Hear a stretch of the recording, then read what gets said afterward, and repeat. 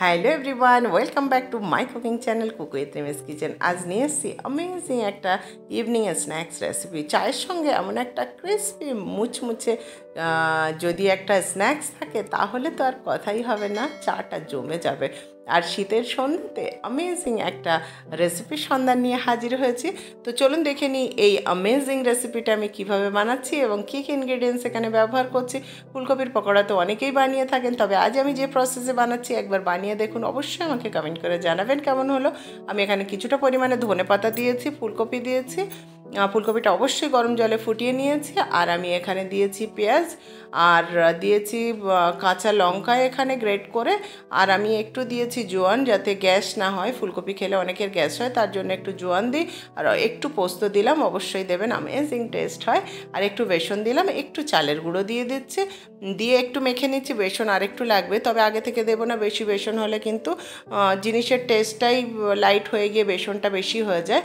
তার জন্য আমি কিন্তু বেসনটা একটু পরে আবার দেবো। আমি একটু মিলিয়ে নিয়ে এর থেকেও একটু জল ছাড়বে, আমি একটু জলও দেবো, দিয়ে ভালোভাবে মেখে নেব। নিয়ে পরে আবার বেসন লাগলে অবশ্যই দেবো, এখানে বেসন লাগবে আমার, আমি একটু পরে দেবো। ফুলকপিটা অবশ্যই একটু জলে ফুটিয়ে নেবেন, কারণ ফুলকপির মধ্যে প্রচুর পোকা থাকে। তো একটু জলে ফুটিয়ে নিলে ফুলকপির পোকাটাও মরে যায় আর ফুলকপিটা একটু সফট হয়ে যায়, তাতে পকোড়ার ক্ষেত্রে ভীষণ সুবিধে হয় এই প্রসেসটা করে নিলে। আমি একটু জল দিয়ে মেখে নিয়েছি, দেখুন একটু বেসন লাগবে এখানে, আমি অ্যাড করে খুব ভালোভাবে মেখে নিচ্ছি। নিয়ে কিছুক্ষণের জন্য ঢাকা দিয়ে রেখে দেবো, দিয়ে ভেজে নেব।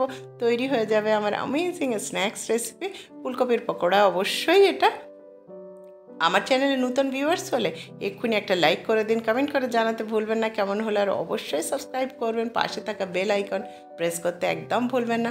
আমার চ্যানেলে প্রচুর রেসিপি আছে, গিয়ে দেখবেন কেমন হলো সেটা জানিয়ে একটা কমেন্ট করবেন, অবশ্যই বানাবেন।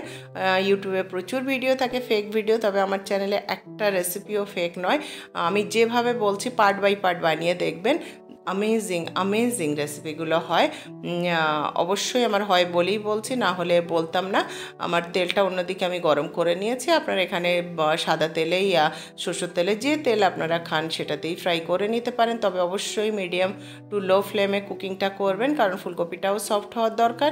আবার না হলে কি হবে, বাইরেটা লাল হয়ে যাবে, ক্রিস্পি হয়ে যাবে, কিন্তু ভিতরটা হবে না। তো সব সময় পকোড়ার ক্ষেত্রে একটু মিডিয়াম টু লো ফ্লেমে ফ্রাইটা করলে কিন্তু দারুণ টেস্টি হয়, একদম ভিতর থেকে টেস্টটা ভীষণ ভালো হয় এবং খুব ভালো রকম কুক হয়, না হলে উপরটা পুড়ে যাবে।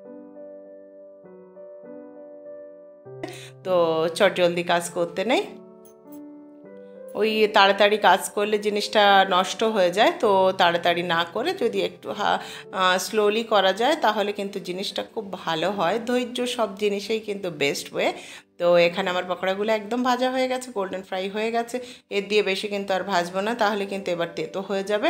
আর ওভার কুক কোনো জিনিস ঠিক নয়, আমি প্রত্যেকটা রেসিপিতে প্রায় একটাই কথা বলে থাকি, কোনো জিনিস ওভার কুক করাটা একেবারেই ঠিক নয়, সেটা টেস্টও ভালো হয় না, আর জিনিসটা ঠিক নয়, সেই কারণে আমি করি না। আমার পকোড়াগুলো রেডি হয়ে গেছে, কেমন হলো অবশ্যই জানাবেন। আমার তো ভীষণ প্রিয় এই রেসিপিটি। আর অবশ্যই যে ইনগ্রিডিয়েন্টসগুলো ব্যবহার করলাম সেটাতে এখন একদম মোস্ট এখন টপার ইনগ্রিডিয়েন্টস